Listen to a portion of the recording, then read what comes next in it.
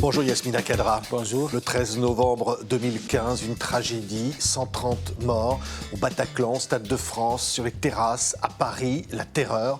Aujourd'hui, vous publiez un roman, Yasmina Khadra. Vous êtes traduit dans le monde entier. Ce roman s'appelle Khalil, publié chez Julliard. Et c'est un livre dans lequel vous racontez cette tragédie en vous mettant dans la tête de l'un des terroristes.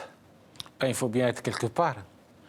Et je pense que c'est une pédagogie qui pourrait éclairer pas mal de gens.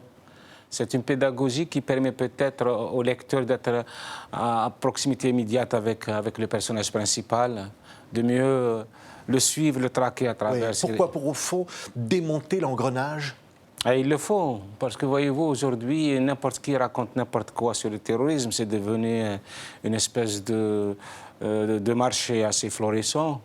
Et donc, il fallait peut-être quelqu'un remettre les choses à leur place et expliquer exactement ce que c'est qu'un terroriste, comment il est embrigadé, comment d'un seul coup il cultive un certain déni de soi pour se dissoudre dans une entité qui lui échappe totalement. Oui, le roman peut permettre ça plus que finalement l'analyse des faits eux-mêmes. Le roman peut éclairer davantage. Vous savez, le roman permet d'être dans l'humain. L'essai, ça permet tout simplement, ça propose une théorie qui est assez cybernétique, quoi. C'est presque mathématique. Mais avec le roman, on vit. On vit, on réagit en tant qu'être humain.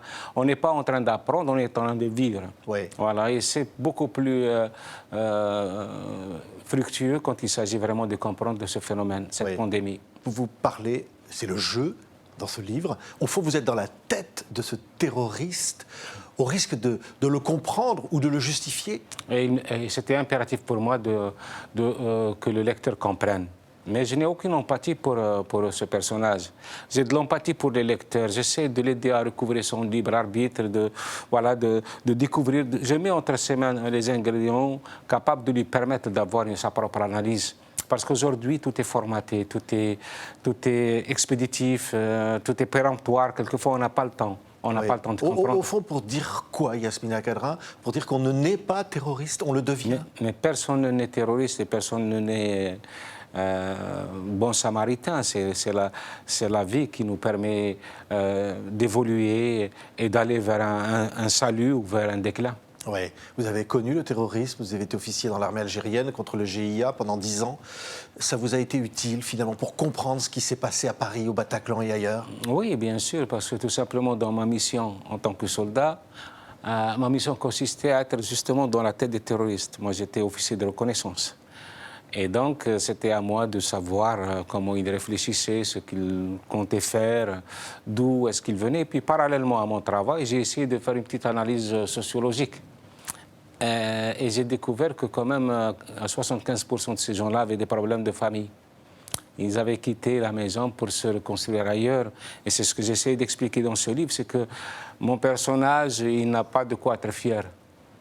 Ni de son père, ni de sa mère, ni de personne. Et dans ce regard réducteur qu'il portait à sa propre famille, il le portait aussi sur lui-même. Et il lui fallait impérativement une famille. Comme tous les enfants du monde, ils ont besoin d'une famille. Alors il est allé la chercher dans la rue. Oui, Voilà. oui, mais tout le monde n'est pas terroriste. Il y a un autre personnage qui s'appelle Ryan, qui lui choisit de ne pas être terroriste. Il n'a pas choisi de ne pas être terroriste. Il n'était pas conçu pour être un terroriste parce qu'il était bien entouré. Il y avait une mère qui veillait sur lui. Elle l'orientait vers les belles choses, vers les études et tout. Alors que l'autre, Khalil, c'était quelqu'un qui était complètement ignoré par son père, qui était un soulard et qui passait son temps à jouer au tiercé, qui ne s'occupait pas du tout de sa famille. Et vous savez, la rue, c'est une nouvelle vie qui est proposée à vous. Hein. Vous pouvez rencontrer des gens admirables qui vont faire de vous quelqu'un d'admirable, comme vous pouvez rencontrer des gens qui sont capables de faire de vous un fasciste ou un raciste ou un antisémite ou tout simplement un intégriste. Oui. Et tous les intégrismes du monde puisent leur sève vénéneuse de la frustration.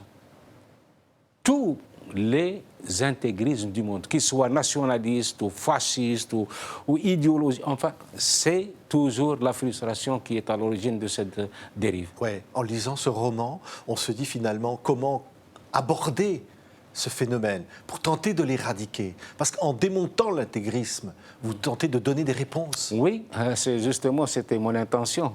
Essayer de proposer une solution ou une orientation. C'est bien beau de lutter contre la déradicalisation, mais c'est un peu trop tard, vous savez. Il y sera toujours des séquelles. Mais là, je lutte contre la radicalisation. Ouais. Il faut impérativement que les jeunes lisent ce livre pour essayer de ne jamais tomber dans le piège de la sédition. Mais est-ce que ça n'est jamais définitif? Je pense par exemple à la libération d'une quarantaine de personnes qui avaient été condamnées pour terrorisme, qui vont être libérées en France. Est-ce qu'on peut espérer aujourd'hui une rédemption? On n'espère pas grand-chose, sauf de rester vigilant. La seule garantie qu'on a, c'est de rester vigilant. Vous savez, il y a des gens qui, même en Syrie, en Irak aujourd'hui, qui regrettent de s'être embarqués dans cette histoire, mais ils ne peuvent plus reculer. Ils ont été piégés, on leur a servi un discours mirobolant avec une révolution saine, une justice sociale, la possibilité de vivre dans un pays purifié.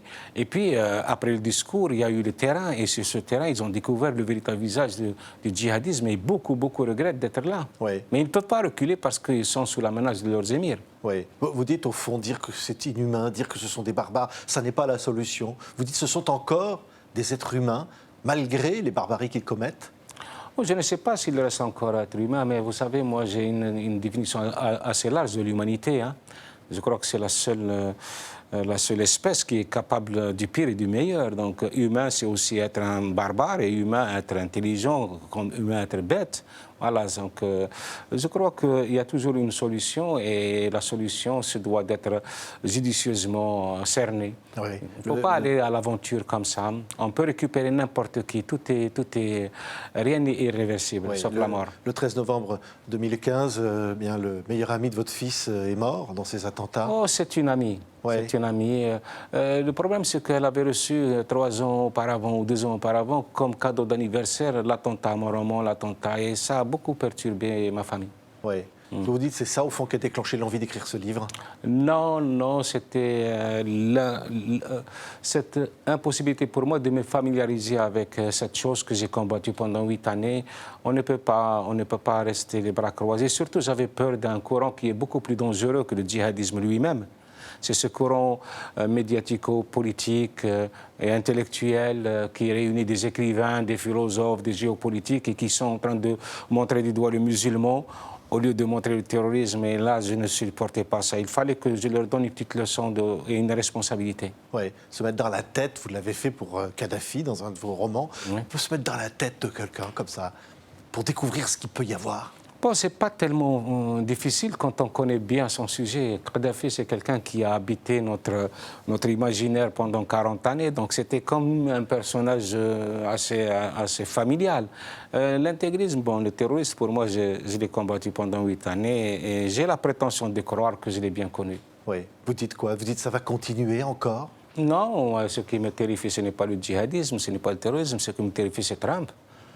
C'est ces dictatures qui reviennent au galop, tout ce nationalisme et cette extrême droite qui est en train de menacer la quiétude, les rares quiétudes que nous avons. Un terrorisme, on peut très bien le cerner. L'Algérie l'a prouvé. Avec des moyens dérisoires, on a réussi à vaincre le terrorisme armé. Pas l'islamisme, mais le terrorisme armé. Et vous, avec toute la technologie, les drones, et je ne sais pas, les satellites, vous carapahutez parce qu'il n'y a pas une véritable volonté de détruire ce phénomène. Mais le plus grand danger, c'est surtout l'extrême droite, et le fascisme, et l'antisémitisme, et la xénophobie qui reviennent au galop. Oui, et dans ce roman, on voit combien l'âme humaine est complexe au fond. Combien c'est difficile de prévoir ce qu'un homme peut devenir ou faire. Combien l'homme se complique l'existence. Parce que la force de toute chose réside dans sa simplicité. C'est quand on va chercher les explications ailleurs que l'on s'égare. Merci beaucoup Yasmina Khadra. Ça s'appelle Khalil. C'est un roman événement, publié aujourd'hui, 13 novembre 2018, chez Julliard. Merci beaucoup. Merci, c'est moi.